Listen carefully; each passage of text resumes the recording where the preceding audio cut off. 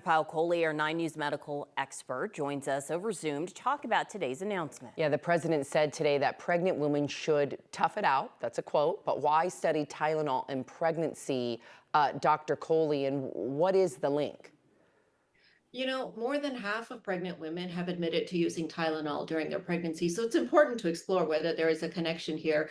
And what we've seen in many of the scientific studies is what's called an association, meaning the use of Tylenol during pregnancy could be a marker for autism, but that's not a causation because the women who use Tylenol may have a fever, may have an infection, may have a rheumatologic illness, may have migraines, may have other things that potentially could be associated with this. So there's a whole host of scientific literature that has not yet proven a causation, but almost the use of Tylenol could almost be like a marker potentially that could alert people to something else going on that could be related to autism.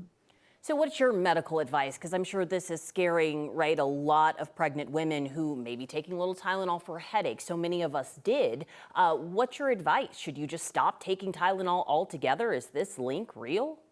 No, and that is not my advice at all. In fact, the opposite. Since we have not established a causation, science has not shown that taking Tylenol causes autism. If you have pain, if you have fever, talk to your obstetrician. But for most pregnant women, the American College of Obstetrics and Gynecology, as well as the Autism Associations, are saying lowest dose of Tylenol for the least duration possible. Now, we do know that Tylenol crosses the placenta, so baby can be exposed to Tylenol. In fact, some of the studies that have looked at cord blood, where they actually look at the umbilical cord and look and see what the dose of Tylenol is in the cord blood, have shown that the higher the dose of Tylenol in the cord blood, the higher the risk of autism. But again, that's an association, not a causation. Now, it could be something else was happening with mom that made her take that Tylenol that caused that cord blood to go up. So there are a lot of unanswered questions out there, ladies, about is the timing of the exposure to Tylenol important? First trimester, second trimester, at delivery, such as with the cord blood.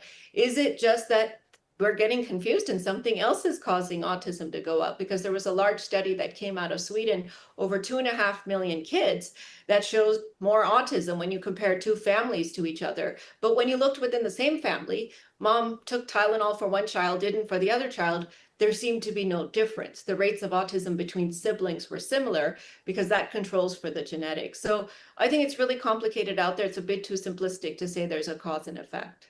And Dr. Coley, I know that you're really well connected within your medical community. After hearing this, I know that the official announcement's coming up, but after hearing about this, or I guess we did just hear it, what have you guys talked about? Are you able to kind of disclose any of that or just kind of generalize for us? I think the biggest concern here that we're really worried about, Sam, is that someone yells witch and we start to burn good medicines at the stake, right? It's like a witch hunt, the Salem witch hunts.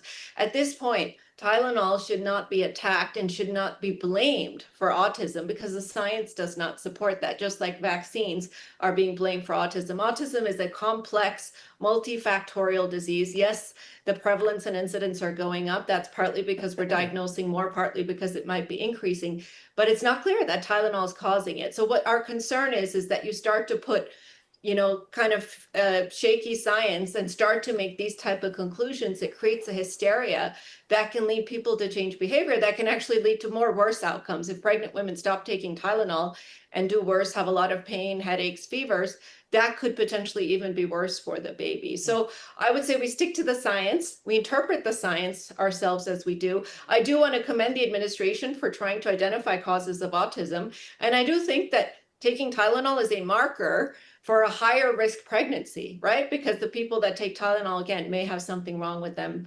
But I'm not sure I'm ready to give up on Tylenol in pregnant women yet. Well, let's put aside the Tylenol of it all. We know that the administration is looking into causes of autism. So if you were advising the White House, right, what would you tell them to study?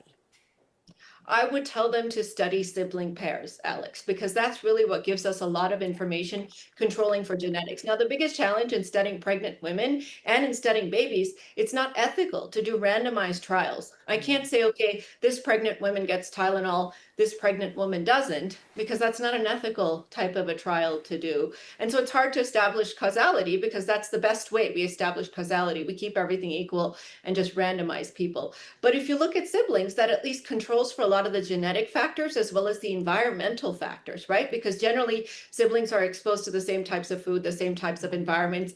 They tend to have similar genetics. And that's why that sibling study was really so remarkable. Now, a couple months ago, there was a large analysis that looked at several trials, 46 different trials.